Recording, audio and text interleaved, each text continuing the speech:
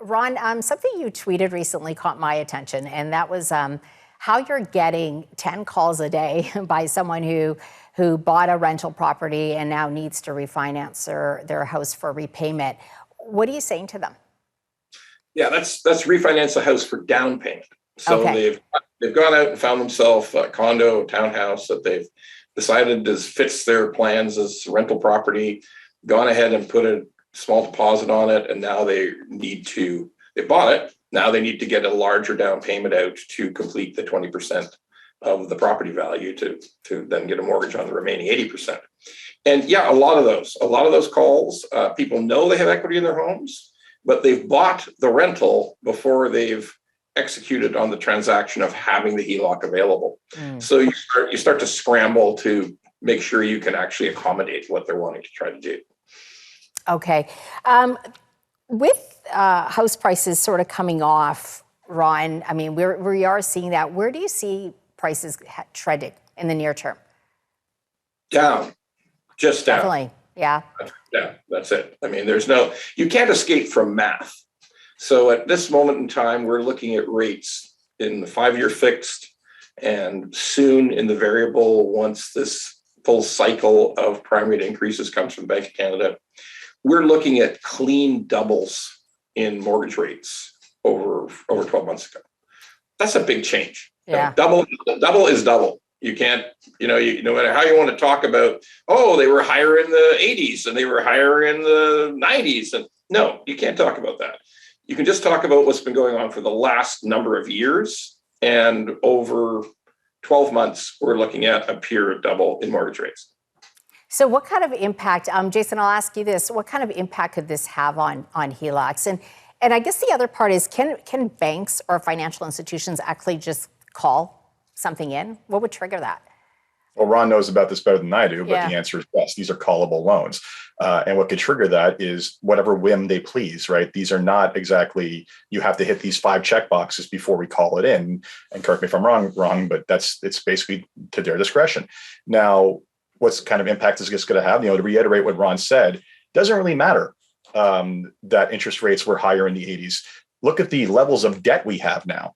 The 20% interest rates and the smaller bases of mortgages, the mortgage debt, that led to a number that was people can manage. Now we're dealing with average prices north of $1 million, and a lot of people having $700,000, $800,000, $900,000 mortgages. A 1% change on a $900,000 mortgage is $9,000 a year, right? That is a sizable chunk of change. And it's not like discretionary income is increasing at any real substantial rate in Canada. It's not like there's actually a lot of discretionary income beyond that. So the reality is that Ron's statement is bang on. You can't avoid the math. The math don't lie. We have not seen, we're seeing inflation everywhere. We're seeing increasing cost of borrowing, which is basically going to drive the cost up on HELOCs, on your mortgage if it's variable. And we're seeing stagnant earnings. So something's got to give somewhere. Yeah. And it's going to be, and if it's consumption, that impacts the economy. If it's your mortgage, then you got a bigger problem. We got a big problem because our economy is 10, 12%, it's tied to housing. Ron, your thoughts on this?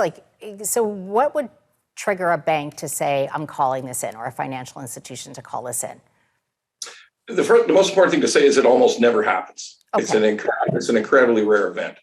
It's almost doesn't exist. The calling of the HELOC, Okay. you need to pay us all this $160,000 back next Tuesday. Doesn't happen. What does happen and can happen, and in all likelihood will happen for a few people, is the bank will say, you have no more limit. You have a $200,000 HELOC, you used 150 of it. We're taking away the 50 that was remaining. You're going to have no more limit. And you're going to start to make fixed payments on this HELOC. And every time, and your HELOC will no longer increase every time you make a payment. The approach will be, you need to pay this HELOC down in an orderly fashion and not access any more of the credit.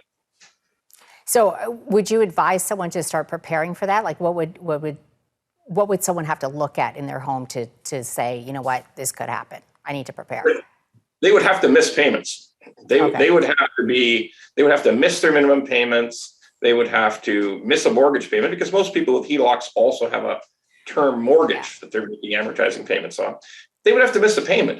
Miss a payment in the mortgage business, miss a couple payments, lots of things happen.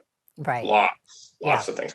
Okay, we're going to take another quick break, and we'll be right back to continue this conversation.